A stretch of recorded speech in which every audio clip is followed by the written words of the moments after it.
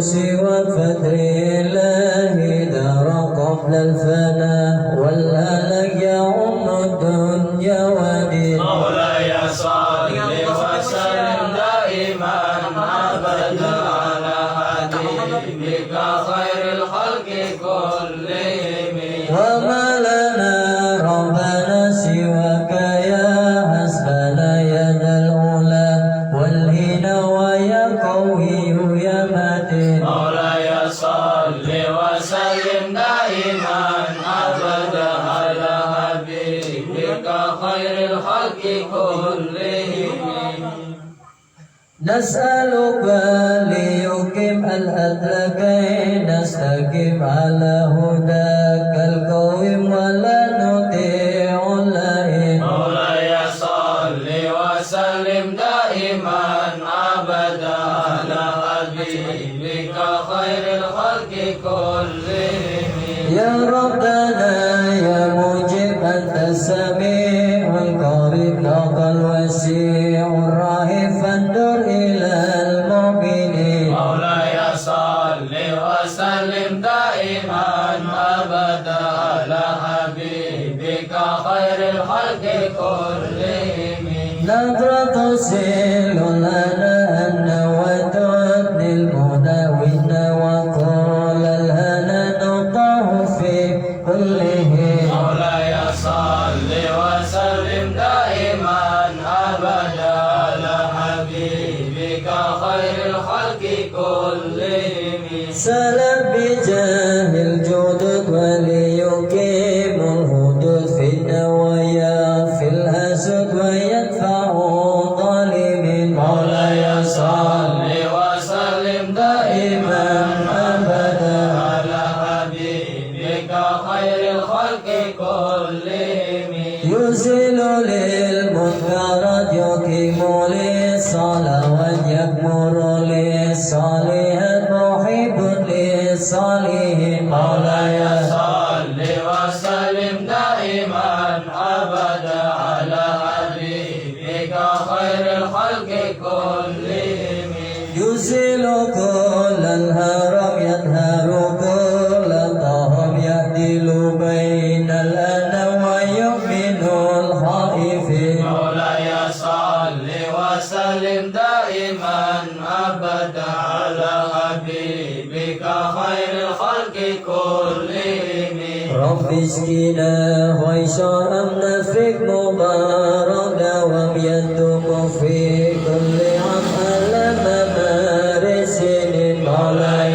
صل وسلم دائما أبدا على حبيبك خير الخلق كلهم ربينا شاكر وتوفنا مسلم نبعث بنا الآمين في زمرة السابقين مولاي صل وسلم دائما أبدا على حبيبك خير الخلق كلهم بجاه طه الرسول جد ربنا بالقبول وهب لنا كل سر استجب لآمين مولاي صل وسلم دائما أبدا على حبيبك خير الخلق كلهم هو الحبيب والذي ترجى شفاعته لكل هول من الأول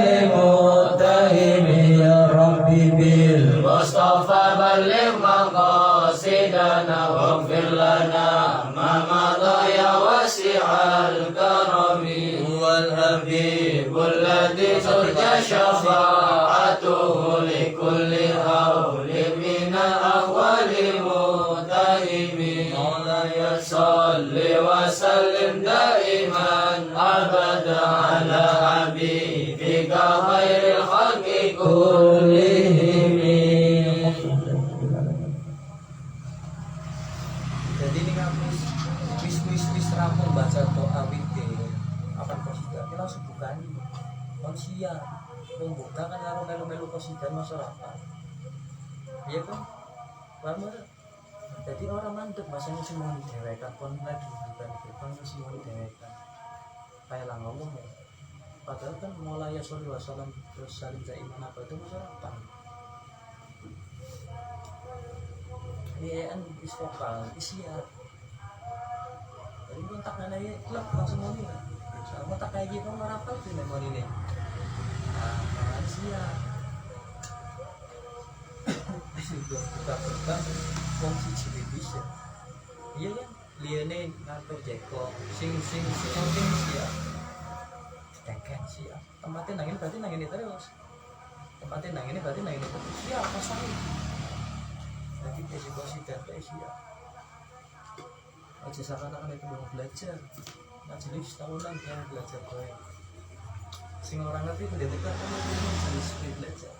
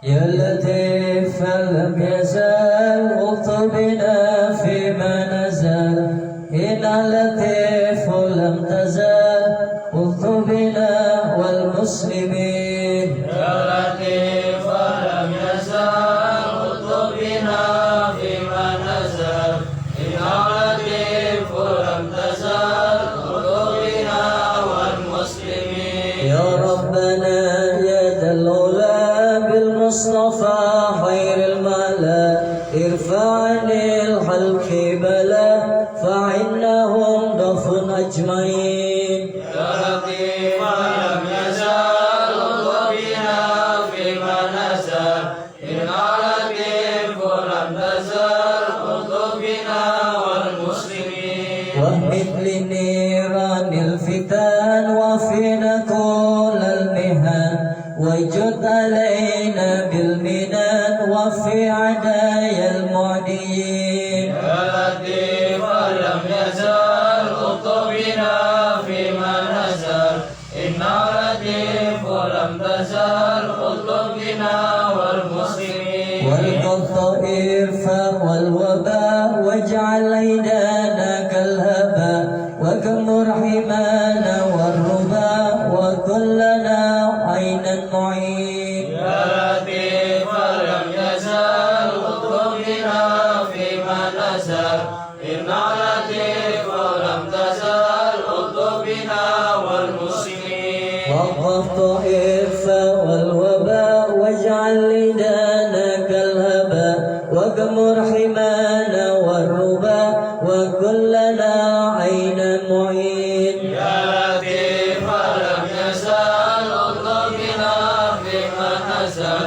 إنا لطيف لم تزل بنا والمسلمين وانظر إلى سلطاننا وانصرنا نصرا بينا واهلك به أكدانا واجعلهم في الحاضرين يا لطيف لم يزل بنا فيما نزل إنا لطيف لم تزل بنا والمسلمين واسله واصلحنا به واسل جميع السبه والسيدين به واسل أمور المسلمين يا لطيف لم يزل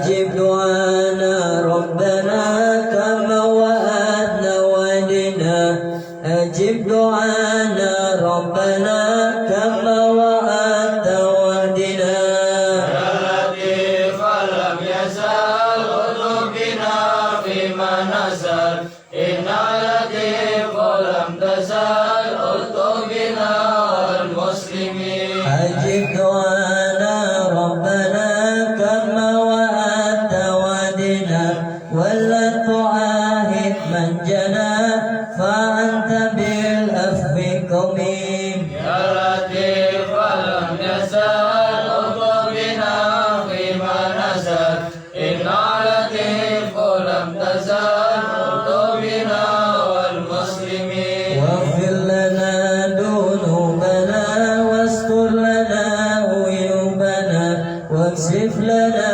كروبنا آمين رب العالمين يا لطيف لم يزل قلوبنا فيما نزل إنا لطيف لم تزل قلوبنا والمسلمين ثم الصلاة والسلام على النبي خير الأنام والعلي هور الكرام والصحبه والتابعين واللطيف لم يزل قلوبنا فيما نزل إنا لطيف لم تزل قلوبنا والمسلمين مرحبا يا رمضان يا مرحبا يا رمضان يا مرحبا يا رمضان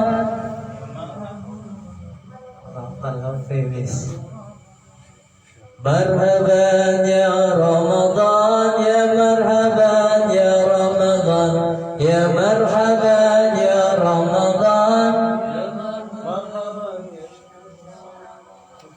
مرحبا شهر عبادة مرحبا رمضان يا مرحبا يا رمضان يا مرحبا يا رمضان مرحبا شهر القيام مرحبا يا رمضان يا مرحبا يا رمضان يا مرحبا يا رمضان مرحبا شهر الشهداء يا مرحبا يا رمضان يا مرحبا يا رمضان يا مرحبا يا رمضان يا مرحبا شهر القيام Alhamdulillahirrahmanirrahim. Kalau kau tak apal mata lu sini tengke. Gunanya mau sambung ngomong penyanyi tak bagi itu buka di nyampe lakon deh. Siapa itu bagi dulu. Boya berarti kau ya. Bapak gratis kering lempit tekan sak mangkat tergaul dibuka. Makanya bisa aja gratis, ini gratis gampang karena sesuatunya didapat dengan mudah, maka akan digampangkan. Kalau sesuatunya didapat dengan susah, maka tidak akan menggampangkan. Ya, sesuatu itu didapat dengan mudah, maka akan digampangkan. Dan jika sesuatu itu didapat dengan susah, maka tidak akan mungkin menggampangkan.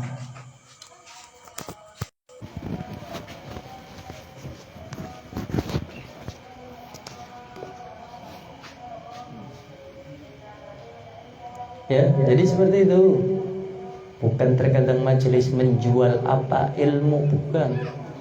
Tapi buat tarbiyah agar engkau tidak menggampangkan yang berhubungan dengan ilmu. Maka ilmu itu tidak bisa dibeli dengan uang. Ilmu itu agung, ilmu itu mulia. Ilmu itu alat atau perantara dirimu agar mengenal Allah dan Nabi. Dengan ilmu itu semakin mudah. Dengan ilmu ibadah kita semakin terarah. Maka terkadang kita mengeluarkan uang dalam majelis, di pondok pesantren, dimanapun itu kita menuntut ilmu. Itu tujuannya buat tarbiyah kamu, pendidikan kamu. Kalau kamu sudah ngerasain mengeluarkan uang banyak, susah payah, dalam mencari, menuntut, mempelajari ilmu, maka saya yakin jenengan akan menjaga daripada ilmu tersebut. Contoh, ingin punya motor, beli motornya, nabung dari 5.000, 10.000, ya, sampai 5 tahun. Ketika punya motor, saya yakin gak mungkin motornya mau ditaruh sembarangan. Pasti akan dirawat, dibersihin, rusak sedikit dimasukkan ke bengkel. Karena apa? Engkau mendapatkan apa yang kau harapkan itu dengan kerja keras dan susah payah. Namun kalau motornya dikasih gratis, saya yakin gampang lagi nyong orang tuku, gampang lagi nyong orang modal, gampang lagi nyong orang ngetokna duit pribadi. Apa rusak ya pan ora ana duit dandani, diselang wong pan ora mana. Ya, karena orang terasa payahe ngumpuli duit nggo tuku motor. Maka segala sesuatu yang melewati sebuah proses yang berat, saya yakin pasti akan meninggalkan kenangan yang terindah. Paham? Mengejar kekasih hati yang didambakan, yang dicintai dengan penuh perjuangan dan pengorbanan, maka ketika mendapatkan kekasih hatimu dalam ijab dan qabul, maka engkau sangat berbahagia. Lain halnya dengan orang yang dari muda sudah pacaran, sering ketemu, akhirnya ketika menikah bagaimana? Biasa-biasa saja, setiap hari sering ketemu, tanpa adanya proses atau pengorbanan perjuangan untuk mendapatkan kekasih hati. Jadi segala sesuatu yang melewati proses, yang mengeluarkan daripada perjuangan, pengorbanan, saya yakin dan seyakin-yakinnya pasti akan meninggalkan bekas kenangan yang indah. Dan kenangan tersebut kelak akan diceritakan kepada anak keturunan kita. Contoh, kamu sekarang lagi dalam keadaan susah, meniti karir sedikit demi sedikit, dari menjadi buruh, menjadi karyawan, sampai menjadi pembisnis, sampai engkau kaya, maka perjuangan itu tidak akan pernah engkau lupa, karena engkau mendapatkannya dengan susah payah. Jam 3 bangun, ya, mempersiapkan diri untuk besok bekerja dan lain sebagainya. Tapi jika sesuatunya itu didapatkan dengan mudah, maka saya yakin hilangnya pun cepat dan tanpa bekas yang indah dalam kenangan kita. Itulah arti daripada sebuah pengorbanan dan perjuangan. Ada orang yang berkorban berjuang demi dunianya, dan ada orang yang berkorban berjuang demi akhiratnya. Tinggal engkau mau memilih yang mana, karena hidup adalah pilihan. Salah memilih, maka salah juga dengan tujuan. Maka hidup jangan salah memilih. Salah memilih pasangan, menyesal di kemudian hari. Salah memilih tujuan kehidupan ini, salah menentukan pilihan, maka engkau akan menyesal di kemudian hari. Kayak status keren mana gue? Hah? Di kayak status keren aku. Gue mau kayak status. Ya. Bismillahirrahmanirrahim. Assalamualaikum warahmatullahi wabarakatuh. Allahumma shalli ala sayyidina Muhammad wa ala alihi sayyidina wa maulana Muhammad, amma ba'd. Dalam tingkatan-tingkatan, ada tingkatan-tingkatan guru dalam Islam. Ada banyak ulama yang mengatakan guru itu ada tingkatan-tingkatan. Ya, guru itu ada tingkatan-tingkatan.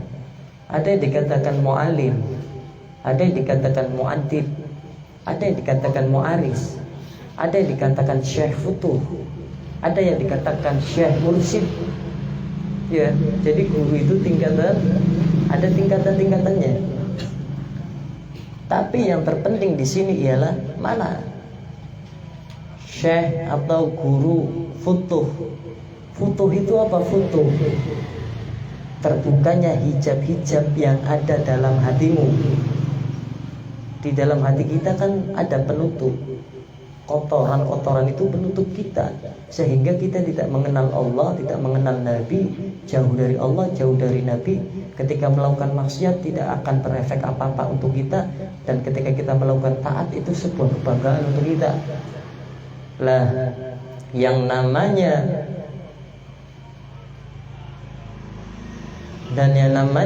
guru itu tadi ada mu'alim, mu'adzib, mu'aris, mursyid, dan futuh. Kalau futuh itu berarti terbukanya hijab-hijab, terangkatnya kotoran-kotoran dalam hati kita, sehingga kita merasa takut dengan Allah, mengingat Allah, dan mengikuti guru atau belajar. Lah, guru futuh yang jenengan semua saya tidak tahu, ya. Karena guru futuh itu yang dimana ketika engkau melihatnya, engkau duduk bersamanya, maka engkau akan ingat kepada Allah, ingat kepada akhirat. Ya kalau ngerti sapanya orang ngerti. Ana para kowe jago karo wong sing dimana ucapannya ilmu, ketika engkau duduk dengannya, engkau semakin bertambah semangat urusan akhirat. Ketika engkau duduk dengannya, engkau semakin ingat dengan Allah. Dan ketika engkau duduk dengannya, engkau semakin giat mengikuti apa yang dibawa oleh Nabi-Nya, itu Nabi Muhammad SAW. Itu yang membukakan hatimu, berarti guru futuh. Dan guru futuh pun, ia akan bukan hanya mendidik, memberikan ilmu untukmu, namun ia akan mendidik daripada jiwa dan batinmu, mendidik karaktermu, mendidik kepribadianmu, mengajarkanmu adab dan akhlak. Engkau akan dikontrol dari jasadmu sampai lahirmu, sampai batin dan jiwamu akan dikontrol. Dikontrol dalam hal apa? Sesuatu yang baik, sesuatu yang disenangi oleh Allah Subhanahu wa taala. Nah, kon sampak rasakna harus sampak orang ngerti. Jenengan Bu, Mas, guru nih jenengan soponya orang ngerti. Yang mengajarkanmu ilmu, yang mengingatkanmu ketika engkau lalai, menasihatimu ketika engkau salah, ketika engkau duduk dengannya, engkau mau tidak mau akan taat kepada Allah dan Rasulnya. Ketika engkau duduk dengannya, engkau mau tidak mau engkau akan berakhlak dan beradab dengannya. Ketika engkau duduk dengannya, mau tidak mau hatimu akan ingat kepada Allah. Itu siapa orangnya? Wallahu a'lam bishawab, tergantung pribadi kamu masing-masing. Paham? Guru futuh, guru yang dapat merubah atau yang dapat membawa atau mengangkat daripada penutup-penutup kotoran-kotoran yang ada dalam hati kita, sehingga kita lebih takut kepada Allah, mau menjalankan sesuatu yang baik jika kita duduk, ingat dan dengar daripada nasihatnya. Lanjut dengan sopo kayak ini orang ngerti, ya. Guru itu banyak sekali, ya. Nah, itu guru yang paling penting futuh. Karena banyak guru yang hanya sekedar mengajarkan ilmu, membuat muridnya pintar, namun belum tentu bisa mengangkat daripada kotoran-kotoran yang ada dalam hatinya. Contoh, kamu belajar kepada orang lain, gurumu banyak, namun ketika duduk dengannya kamu terasa biasa saja. Tapi ketika engkau belajar dengan seorang guru yang futuh, yang futuh, ya, syekh futuh, guru yang futuh yang bisa membuka hijab-hijab di hatimu, maka engkau selalu akan teringat daripada apa yang dinasihatkan. Ketika engkau duduk dengannya, engkau merasa semangat, hatimu bergetar, malu, ya, dan hatimu terbuka untuk mendengarkan apa yang akan dinasihatkan darinya. Itu berarti guru futuh ya kawan. Guru futuh kowe, tapi kowe kadang orang nyadar. Saya pun punya guru futuh. Kalau saya melihat wajahnya, kalau saya duduk dengannya, saya senang, bahagia.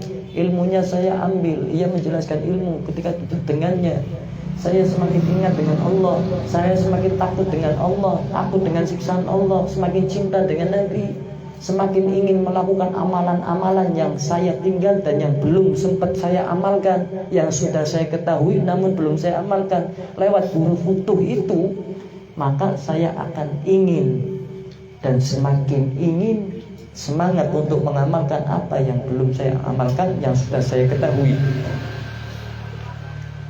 Nah, setiap pribadi kamu, Bu, Mbak, Mas, kowe kudu bisa ngerti sapa guru futuh kowe. Kalau kamu sudah tahu itu guru futuh saya yang mendidik jasad saya, yang mendidik batin jiwa saya, maka saya akan pegang itu guru futuh saya dengan seerat-eratnya, tidak akan saya lepaskan itu. Karena apa? Dengan saya menjalin ikatan dengan guru futuh saya, maka semakin dekatnya saya menuju pada Allah dan Nabi-Nya. Paham? Makanya jika ada guru futuh ditinggal oleh muridnya, maka yang celaka itu muridnya. Dia akan semakin jauh daripada kebaikan dan akan semakin dijauhkan daripada kebaikan. Wong dia meninggalkan orang yang mengingatkan, orang yang dimana ia duduk dengan gurunya, ia ingat Allah dan Nabi-Nya, kok ditinggal. Ini ditinggal yang ngalamat kowe bakal atau kating singarane keapikan. Ya, guru futuh, beda guru mursyid, beda muadzin, muaris, mualim. Ya. Karena guru futuh itu ketika engkau hadiri majelisnya, engkau bukan hanya diberikan ilmu setelah itu selesai, tapi engkau dididik sedemikian rupa. Dalam hal apa? Ada akhlak, jiwamu, karaktermu, kepribadianmu, ilmu yang kau dapat, ya, perhatian yang kau akan diberikan daripada gurumu. Itu ketika engkau hadir majelis ada pemimpin seperti itu tandanya jika engkau ingat dengan Allah, semakin cinta dengan Nabi, jiwa jasadmu dididik, itu tandanya guru futuhmu. Tapi terkadang kita tidak menyadari. Jika kita sudah mengetahui siapa guru futuhku, futuh kami, maka jalan satu-satunya jangan engkau lepas, engkau pegang itu guru dengan seerat-eratnya, jangan kau tinggalkan. Karena apa? Itulah pembuka daripada sesuatu yang tertutup dalam hatimu. Karena kuncinya ilmu ada di hati. Makanya ketemu guru futuh aja pernah ninggal, aja pernah lunga, aja mutus silaturahim. Ngati-ngati. Yang mualim itu sekitar mengajarkan ilmu. Contoh saya mualim ini, saya mengajarkan ilmu, setelah itu selesai. Setelah kamu keluar dari majelis, jadi selesai majelis, kamu mau kerja apa, kamu mau usaha apa, kamu gimana, saya nggak ngurusin. Itu mualim, sekitar menyampaikan ilmu. Saya nggak mengarahkan, kamu seperti ini ya, kamu seperti ini, kamu baiknya seperti ini, kamu nikahnya sama orang seperti ini,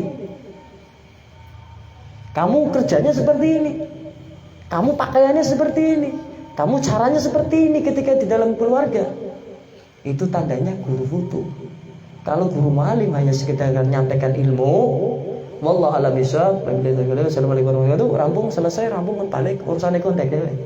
Tapi ini guru futuh orang kayak gue, dia akan mendidik daripada jiwa dan jasadmu.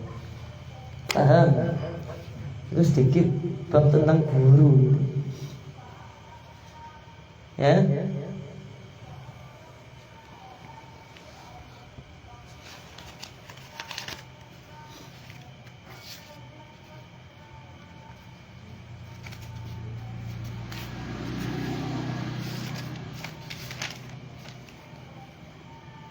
Bismillahirrahmanirrahim.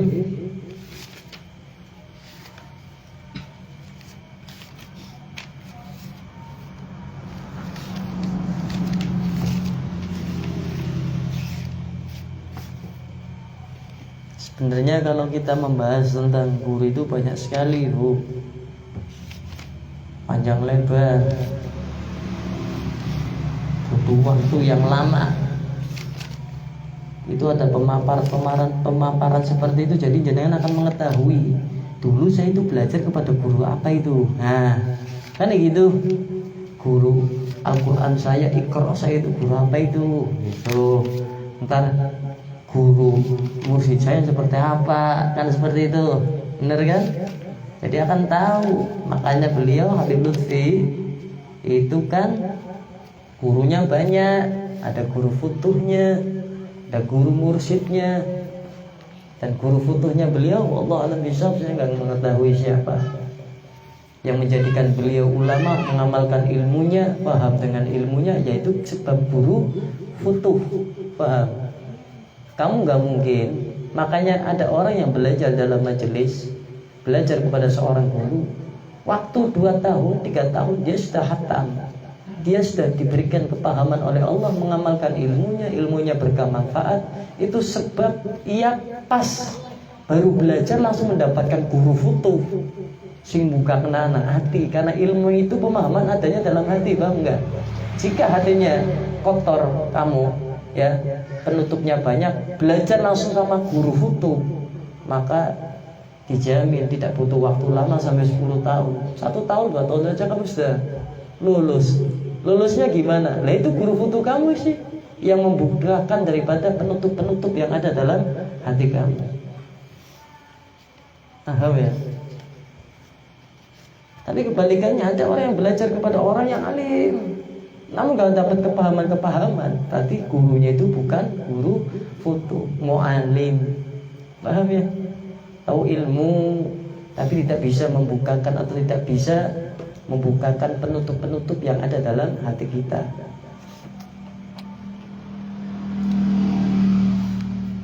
An Ibni Sulaiman Ad-Darani annahu qala aslu kulli khairin fid dunya wal akhirah.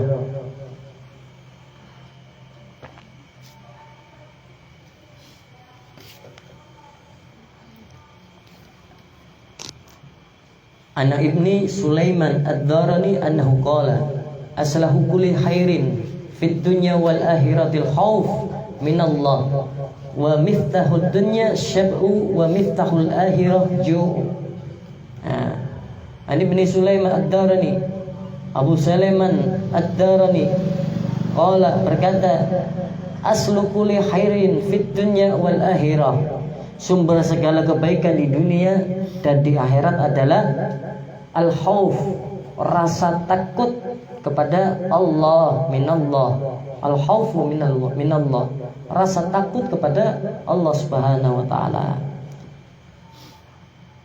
Wa miftahud dunya, kuncinya dunia adalah ya sab'u wa miftahul akhirah ju, kuncinya dunia adalah kenyang atau makan, minum dan lain sebagainya. Wa miftahul akhirah wal ju, dan kuncinya akhirat adalah lapar atau berpuasa. Itu Abu Sulaiman Ad-Darani mengatakan sumber aslahu kulli khairu fid dunya wal akhirah, sumber segala kerusakan dunia dan di akhirat adalah adanya rasa, sumber segala kebaikan di dunia dan di akhirat, ya, sumber segala kebaikan di dunia dan kebaikan di akhirat adalah adanya rasa takut kepada Allah Subhanahu wa taala. Ya. Wa miftahud dunya sab'u, dan kuncinya dunia adalah kenyang. Kalau kamu kenyang wis cukup, mau apa saja bisa kenyang, ya. Contohnya kayak makan minum apapun yang ada, kamu makan minum selesai. Wa miftahul akhirah wal ju', dan kuncinya akhirat lapar. Kalau kuncinya dunia itu kenyang, kuncinya akhirat lapar.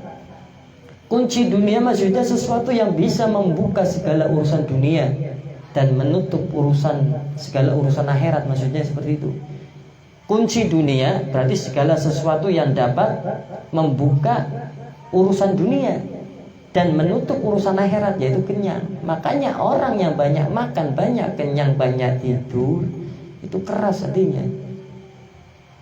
Itu dapat menutup daripada segala urusan akhirat, sesuatu yang baik, ya. Dan orang banyak makan, banyak tidur, itu dapat membuka urusan-urusan dunia. Karena kuncinya dunia adalah kenyang. Kalau sudah kenyang maka ngantuk.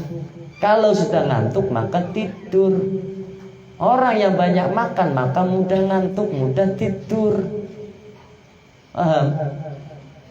Maka jika orang banyak makan, mudah ngantuk, mudah tidur, maka akan membuka urusan dunia, namun menutup segala urusan akhirat atau kebaikan atau ibadah kita kepada Allah. Dan kata Abu Sulaiman Ad-Darani, miftahul akhiraju. Dan kuncinya akhirat, kalau tadi kuncinya dunia kenyang, banyak makan, minum, tidur dan lain sebagainya. Kalau kuncinya akhirat itu adalah lapar atau berpuasa. Lah kita masuk ini puasa bulan Ramadan. Makanya kita berpuasa di bulan Ramadan, kita mudah untuk melakukan kebaikan. Karena apa? Lapar. Ya, kalau kenyang ya turu, salate ujug-ujugan dan berkerumu. Kunci akhirat itu maksudnya gimana? Sesuatu yang dapat membuka atau mendorong seseorang untuk melaksanakan daripada ketaatan kepada Allah, itu kuncinya akhirat. Seperti mengurangi makan dan minum atau gemar berpuasa. Jadi kalau kamu ingin semakin besar iman takwa kamu kepada Allah, maka banyak-banyak berpuasa. Baginda Nabi Muhammad SAW saja di hari lahirnya merayakannya setiap Senin dengan berpuasa. Nabi merayakan hari lahirnya itu dengan berpuasa. Setiap apa? Setiap hari Senin. Nabi lahir hari Senin, maka setiap Senin Nabi berpuasa. Maka ada sahabat yang bertanya, ya Rasulullah, kenapa engkau selalu berpuasa tanpa meninggalkan berpuasa di hari Senin? Karena saya bersyukur atas aku dilahirkan ke dunia, maka dari itu saya berpuasa di hari kelahiranku. Itu kata baginda Nabi Muhammad SAW. Jika orang banyak lapar, banyak berpuasa, maka dari lapar dan puasanya itu dapat mendorong ia melakukan banyak ketaatan. Banyak ketaatan kepada Allah, banyak ibadah, banyak amal soleh. Karena apa? Lapar. Tapi kalau kenyang, kebalikannya. Ya. Qala Malik bin Dinar radhiyallahu anhu, ijlis salasan bisalasin. Ya. Ijlis salasan bisalasin hatta takuna minal mu'minin.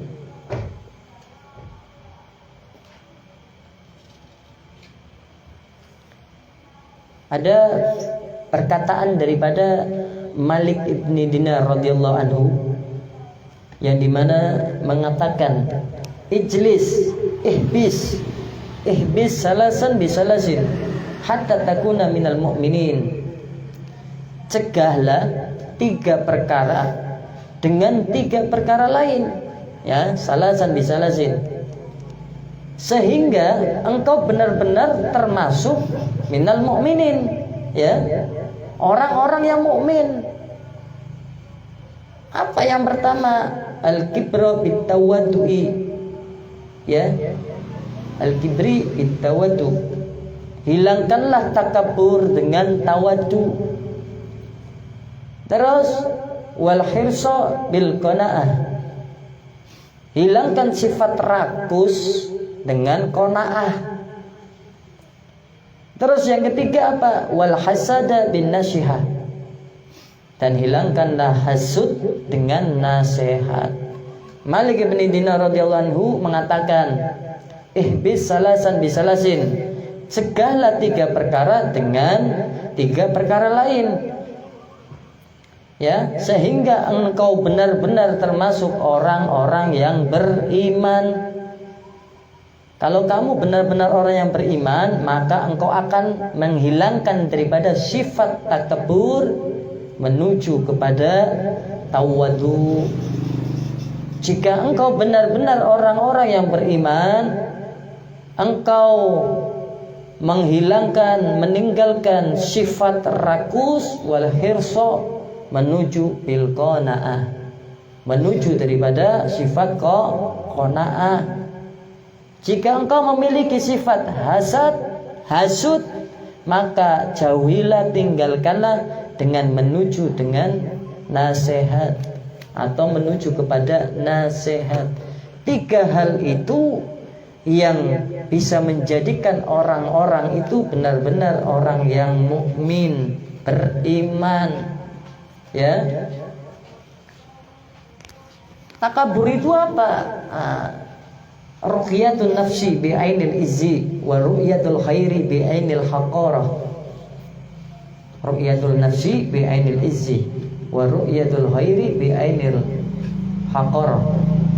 Takabur itu ialah memandang diri sendiri dengan pandangan bahwa dirinya itu mulia, gagah, dan memandang orang lain dengan pandangan bahwa orang itu hina atau lemah.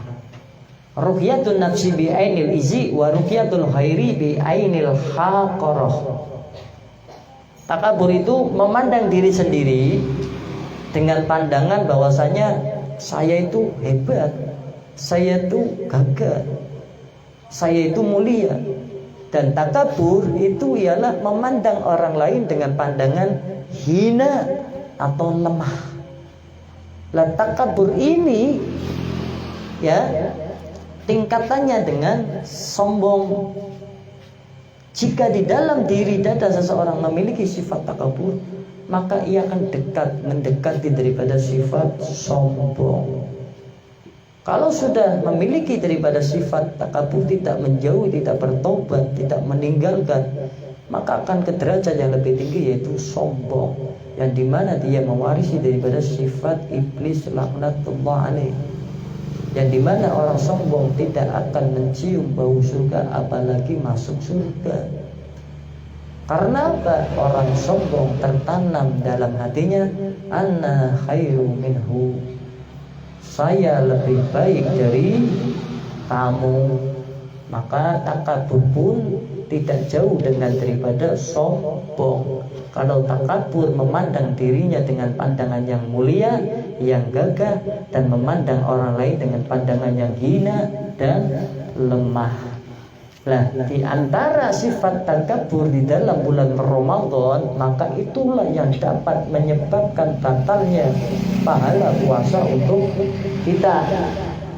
Jenengan puasa dari pagi sampai terbenamnya matahari, tidak makan, tidak minum, namun takabur pada waktu itu, maka pahalanya gagal engkau dapatkan, atau batal mendapatkan daripada pahala puasa. Cara zahirnya bagaimana? Jasadnya ya, jenengan gak makan gak minum, ya puasanya sah, namun tidak mendapatkan apa-apa. Maksudnya ya tidak mendapatkan pahala sama sekali. Kenapa? Nah, tadi siang, tadi pagi, tadi sore kamu telah takabur kepada siapa? Merasa kamu gagah, hebat, ya, dan memandang hina kepada siapa? Jika ada seperti itu, maka tandanya puasamu tidak batal, namun engkau gagal mendapatkan pahala daripada puasa Ramadan pada waktu itu dan saat itu. Paham? Adapun tawadu itu apa? Nah, kalau tadi menghilangkan takabur dengan tawadu,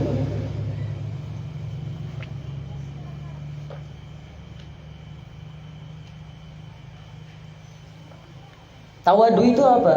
Al-istihadu fi syai'in yatlubuh, al-haris. Tawadu itu dia akan bersungguh-sungguh dalam mencari sesuatu. Itu namanya tawadu. Ya. Al-istihadu fi syai'in yatlubuh. Atau yang dia biasa kenal al-haris. Bersungguh-sungguh dalam mencari sesuatu, merendahkan hatinya di hadapan Allah, di hadapan Rasulnya, di hadapan manusia, walaupun dirinya orang yang memiliki kapasitas, memiliki kelebihan, namun hatinya selalu ia letakkan di bawah tanah, di bawah telapak kaki. Maka ada makalah atau kalam daripada ulama yang mengatakan, jika engkau ingin menjadi seorang murid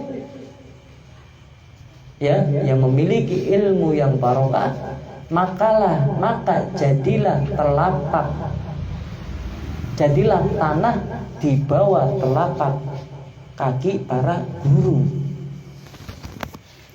Sealim-alimnya murid, setelah ia belajar kepada gurunya, maka tetaplah jadi tanah di bawah telapak kaki para guru. Jangan engkau lebih alim dari guru, lebih pintar dari guru, dilebihkan kekayaanmu dari guru, kehormatanmu dari guru, namun engkau tidak mau menjadi tanah di bawah telapak kaki para guru. Maka ada makalah yang mengatakan alim ulama, kalau kamu menuntut ilmu maka jadilah tanah di bawah telapak kaki para guru. Maksudnya gimana? Wong arani murid di apa-apa karena guru manut. Wong arani murid dituturi manut, diarahna manut, dipenging manut, dinasihati seneng. Adabnya dijaga. Makanya di HP saja itu ada adabnya. Kamu masuk HP grup majelis ilmu, mau keluar pun kamu harus izin kepada siapa yang membuat majelis ilmu tersebut. Izin, ya Ustadz, saya mau keluar. Jangan keluar langsung keluar. Ibarat kayak masuk WC saja. Masuk WC aja ada doanya, nggak adab seperti itu. Berarti seakan-akan kayak kafe, kayak kantor pos. Mau masuk kantor pos saja disuruh bersihin kaki. Apalagi ini musim corona, suruh bersihin tangan, pakai masker, ada peraturannya. Di dalam grup mau apapun izin. Itu ada di dalam grup yang ada dalam HP. Karena grup itu bukan grup majelis-majelis maksiat, itu majelis ilmu yang di dalamnya dinaungi ilmu. Apa yang di-share di situ insya Allah manfaat barokah karena ada ilmu. Mau keluar tinggal keluar, nggak bisa seperti itu. Saya dulu pernah dinasihatin, saya masuk grup daripada grup Arabito kerja alawiyin. Saya keluar, nggak bilang, saya dimarahin habis-habisan itu. Ya, kadang ilmu seperti itu, ketika kita melakukan salah, kita mau dinasihatin, terus kita menerima daripada nasihat itu, itulah jadi ilmu untuk kita. Tapi melakukan kesalahan dulu baru dapat ilmu. Terkadang seperti itu. Saya keluar, saya dimarahin, kamu jadi orang nggak ada. Sedangkan kamu mengajar orang lain, bagaimana jika engkau tidak beradab? Bagaimana engkau akan mengajarkan adab pada murid-muridmu? Engkau masuk grup harus izin, keluar harus izin. Jangan seenaknya seperti masuk ke toilet. Masuk toilet yang najis saja kita suruh baca doa, adabnya, sunnahnya. Kau masuk grup, keluar grup seenaknya boyong metutup. Sedangkan adab itu lebih tinggi daripada ilmu, dan ilmu tidak akan mulia tanpa adanya adab, dan orang yang beradab tidak akan mungkin bisa beradab tanpa adanya ilmu. Kedua-duanya saling terkait dan terikat. Keterkaitan, keterikatan. Paham? Jadi kalau menghilangkan sifat takabur itu dengan cara tawadhu, yang dimana tawadhunya para habaib, para ulama itu besar-besar itu bukan karena nggak kona'ah. Kona'ah itu tuh akeh lambine compang samping napa kona'ah. Kona'ah kopiai ireng klutuk kotor padahal nggo tuku bisa napa kona'ah. Kona'ah itu ngilu bro. Ya, napa tek lambi wis posok mending go bae kona'ah sih. Nabi sederhana. Ora denge kuwi. Ya, primen sih pemahamaane. Wong kona'ah bukan seperti itu. Ridho, senang terhadap pemberian Allah, dikasih rezeki lebih senang, tinggal menggunakan kesenangan itu untuk apa? Digunakan itu kekayaannya untuk apa? Uangnya digunakan untuk apa? Hartanya digunakan untuk apa? Kamu tahu nggak, di Tuban itu ada desa namanya desa miliarder.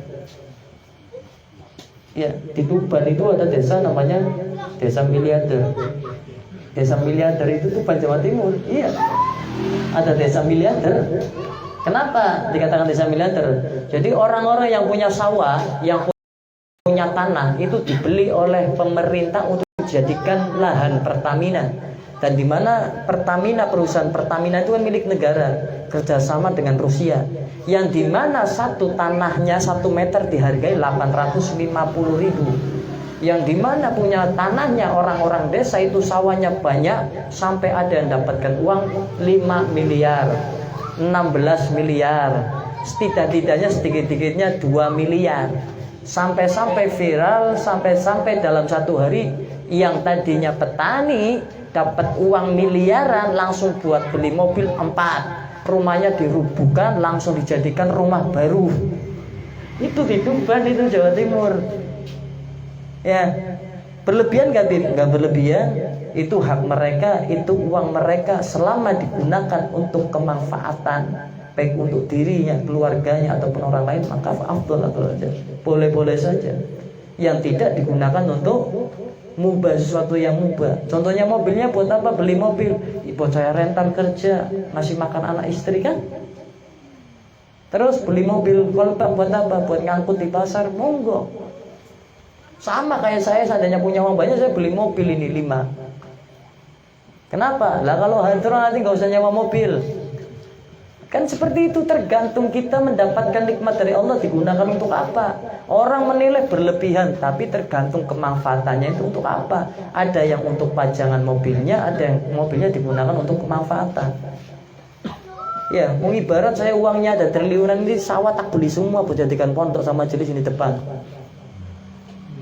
Iya, yang besar sekalian. Waktu ini belum manfaat, nanti kapan waktunya akan manfaat. Namanya pondok, majelis itu semakin lama itu akan semakin bertambah. Bertambah apa? Pengikut, bertambah apa? Yang belajar. Jadi seperti itu. Apalagi itu majelisnya salafun soleh ya, majelisnya para habaib. Itu pasti akan seperti itu. Karena ada sir atau nur baginda Nabi. Pembedanya itu, ada nur baginda Nabi. Bahkan terkadang Nabi itu selalu menjenguk ataupun melihat daripada duriyahnya dimanapun ia berada, selama ia istiqomah baik, soleh, ya, mendawamkan amalan-amalan baginda Nabi, maka Nabi itu akan menjenguk itu. Datang ke majelis itu Nabi dalam, duriyahku, keturunanku lagi ngajar, keturunanku lagi ngamal ke, gawe nyong bunga. Kayak wong-wong sinono dipandeng rai-rai jenengan. Nabi melihat wajah-wajah jenengan yang hadir di majelisnya para habaib, dilihat. Kan seperti itu. Dilihat itu, wajah-wajahnya dilihat kamu oleh Nabi Muhammad. Kan seperti itu. Ini contohnya gini. Kenapa Nabi bisa sampai ke majelisnya para habaib? Ya jelas, seperti halnya jenengan punya anak di pondok. Mungkin gak anak jenengan akan ditelantarkan? Jenengan pasti akan suatu saat rindu, kangen akan datangi anak jenengan dan melihat. Ketika jenengan sudah sampai ke pondok, jenengan akan mengetahui itu pondoknya, akan mengetahui siapa pemimpinnya, akan mengetahui siapa teman anak jenengannya di pondok. Sama kayak Nabi datangnya ke para ahlul bait, ke duriyah Nabi, keturunannya itu bukan karena apa-apa, tapi karena masih bersambung darah beliau kepada darah ahlul bait atau keturunan Nabi Muhammad SAW. Jadi sampai segitunya. Makanya ngeri kalau kita belajar dengan para habaib itu, sebenarnya wajah-wajah kita itu sedang dipantau oleh baginda Nabi. Makanya mereka yang memiliki rasa khauf, mereka yang memiliki ketakutan ataupun kecintaan kepada ahlul bait duriyah, kepada Nabi, maka kecintaan tersebutlah yang dapat mengumpulkan kepada orang yang cinta dan kepada orang yang dicintainya kelak di surganya Allah Subhanahu wa ta'ala. Terus terakhir, kalau tadi qanaah sudah dijelaskan ya, ridho, senang terhadap pemberian Allah, dan menghilangkan daripada sifat hasad, yaitu dengan nasihat. Hasad itu apa? Al-hasad tamanni zawali ni'matil mahzudi ilal hasid, mengharapkan hilangnya kenikmatan yang dimiliki orang lain agar berpindah kepada dirinya. Itu namanya hasad. Makna atau daripada penjelasan hasad itu, kamu mengharapkan orang lain yang memiliki nikmat itu, nikmatnya hilang. biar saya saja. Sedangkan nikmat sudah Allah gariskan, sudah Allah tetapkan kepada setiap pribadi manusia masing-masing. Ada yang diberikan nikmat sehat, ada yang diberikan nikmat sakit. Kamu sehat, ini sakit, kamu berharap, ya Allah saya nggak adil, masa saya masih muda sakit, dia umurnya 80 tahun sehat. Saya nggak terima, akhirnya menggunakan cara-cara yang dimana tidak baik. Paham? Contohnya orang terima kayak loe alim dari saya, dia lebih pintar dari saya, pengikutnya lebih banyak dari saya tidak mau diunggulin. Padahal saya bodoh, tapi ada orang yang lebih alim tidak mengakui kealimannya sehingga memainkan cara-cara yang tidak baik. Itu namanya hasad itu. Contohnya tak santet kayak cepet mati, orang mikiri soalnya ini kayak metu alim, engko wong kudu melu kae kabeh, engko aku katon gobloke. Wong sing hasad itu biasanya akan menjauh kepada orang-orang yang alim. Paham? Jadi ngerti wong hasad. Hasad gue apa? Berharap nikmat yang dimiliki orang lain itu pindah kepada dirinya. Kamu kaya, saya miskin. Wong raine rebek kayak kowe kesoge. Lulusan SD kok bisa sugih. Nyong sing lulusan kuliah kok ora sugih. Ora adil. Wah, tak guna-guna men bangkrut yang usahane. Ya, jualan sama jualan, yang satu laris, yang satu nggak laris. Terus gimana? Yang nggak laris ngomong dalam hatinya, udah beda dolan, ini kok iso laris. Dalam hati mengharapkan nikmat larisnya itu hilang, biar pindah ke dirinya sendiri. Itu namanya hasad. Makanya orang-orang yang hasad dengan majelis itu, terlebih orang-orang yang tahu ilmu, itu biasanya kalah dengan ilmu. Makanya ia akan jauh dan boro-boro akan datang ke majelis ilmu. Karena takut bodohnya kelihatan. Wong hasad ke wong sing orang hasad itu orang yang mengharapkan nikmat orang lain itu hilang dan berpindah kepada dirinya. Makanya tim ngerti wong sing alim ngapunten nggih, tim ngerti wong sing alim hasad iki katon. Pingine ditekani tapi orang pingin nekani. Paham ya? Pingine disilaturahimi tapi orang pingin silaturahim. Pingine ditekani diramekna tapi orang pingin nekani. Wedi sih nekani ku katon bodoh ya. Tapi ketika dia di rumah ya berpikirnya seperti apa? Nyong mana ke? Aduh, ayah. Harga diri ini yang turun. Menganggap dirinya lebih baik, menganggap dirinya alim, menganggap dirinya lebih pintar. Jadi ia jaga-jaga itu, kak saya nggak mau ke sana, takut nanti kalau ada apa-apa kelihatan bodohnya, ya, kelihatan bodoh dan lain sebagainya. Makanya ia menjaga diri, selalu menjauh. Ini gampang kok. Harusnya orang alim dengan orang alim itu senang bertemu, karena satu tujuannya dibawa ilmu. Kalau semakin satu dengan satu menjauh, berarti ada tandanya mana yang menyambung dan mana yang memutus. Yang memutus berarti ia takabur dan hasad. Ini jelas gue. Jenengan sing cerdas, jenengan melu-mene melu di dalam bae nyong hasad apa takabur katon. Di sing hasad di takabur katon ning kudu be wong alim ketemu ngalim. Di sing nyambung, di sing mutus ya. Ning gelem nyambung tawadhu.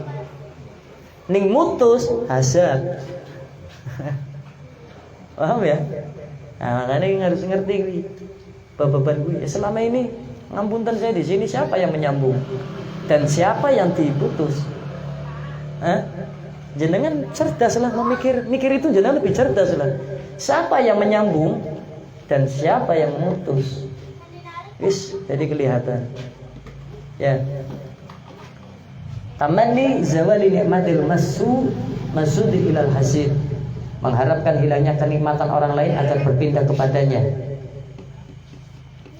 Kalau nasihat itu apa? Ad-du'a'u ila ma fihi salahu wa nahyu amma fihi al-fasad.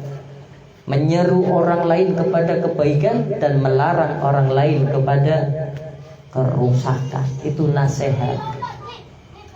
Ya. Nasihat ad-du'a'u ila ma fihi salahu wal nahyu ama fihi al-fasad.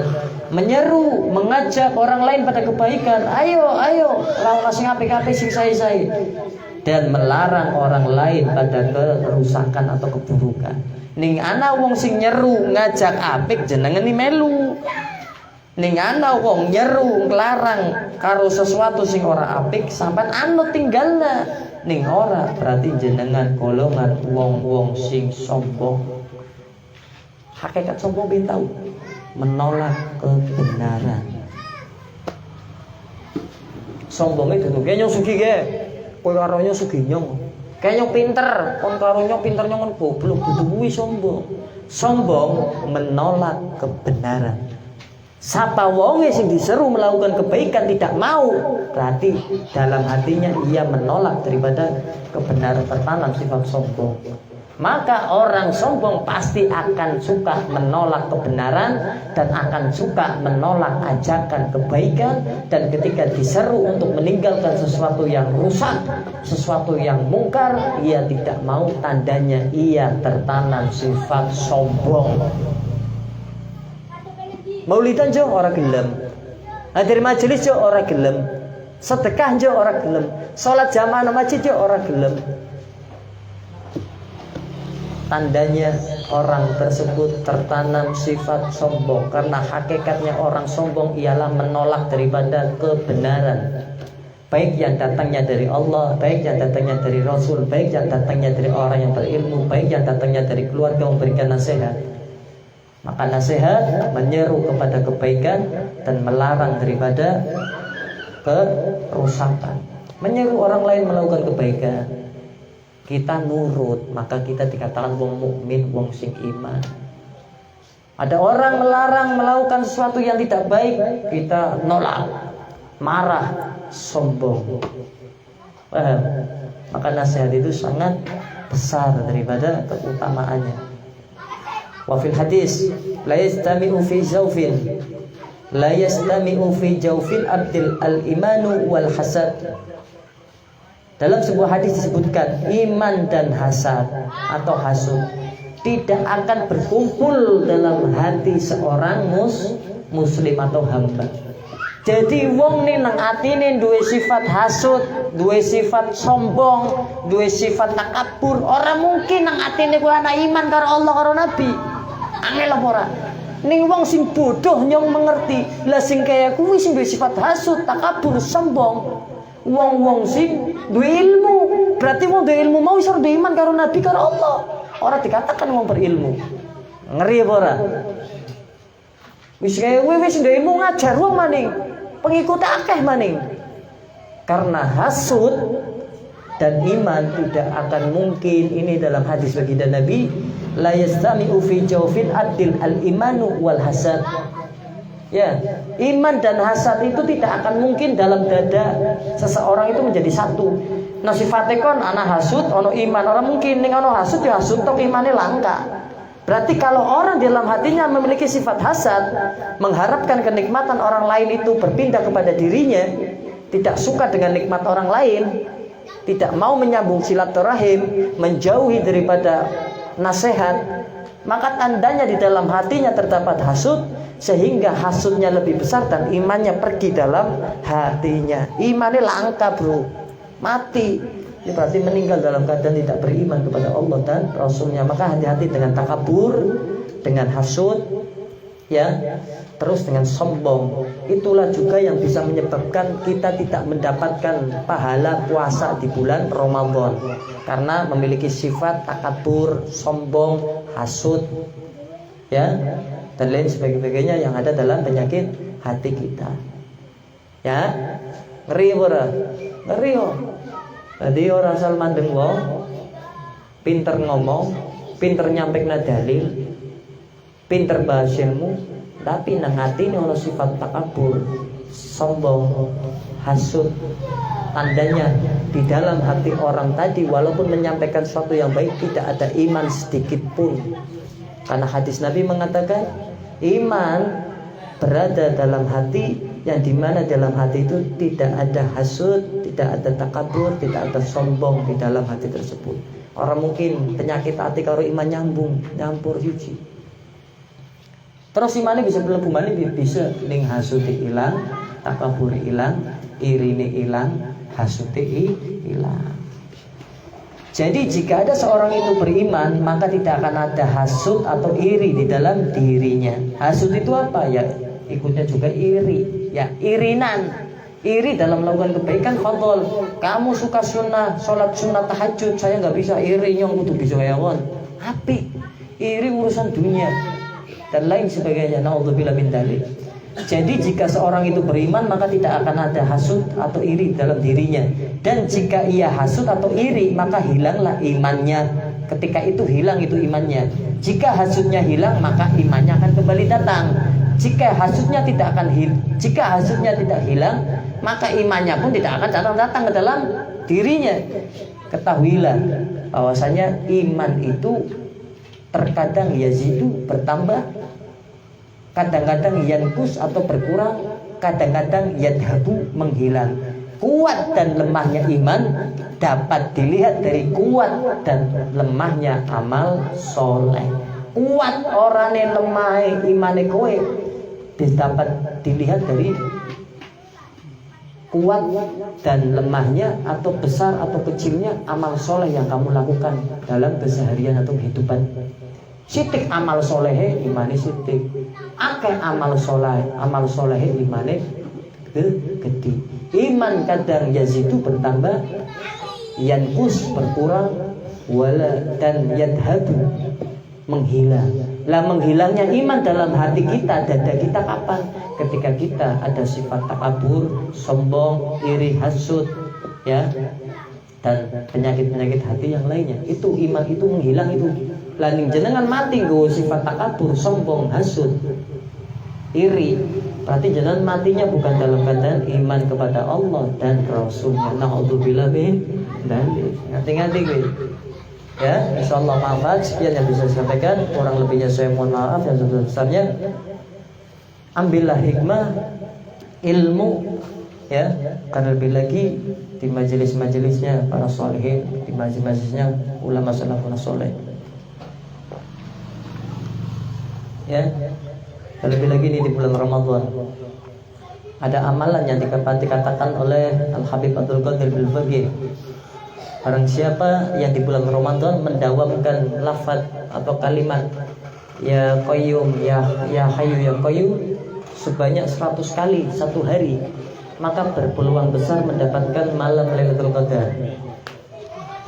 Samahatul Ustaz Al-Habib Abdul Qadir Bil-Faqih mengatakan, barang siapa yang mendawamkan selama bulan Ramadan membaca kalimat ya hayyu ya qayyum sebanyak 100 kali, maka ia berpeluang besar mendapatkan malam Lailatul Qadar. Wallahu a'lam bishawab.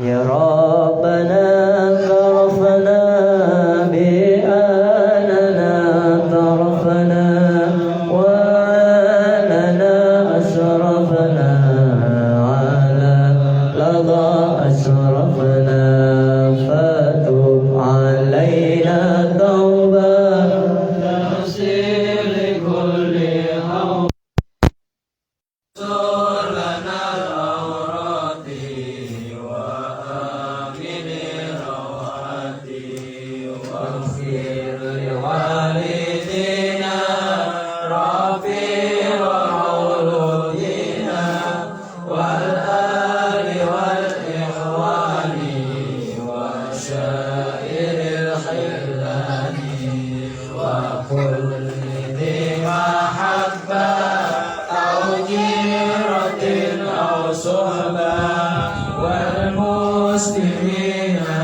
ajma'in amin rabbi asma fadlan wujudan manna nabi tisabi minna wal mustafa rasulina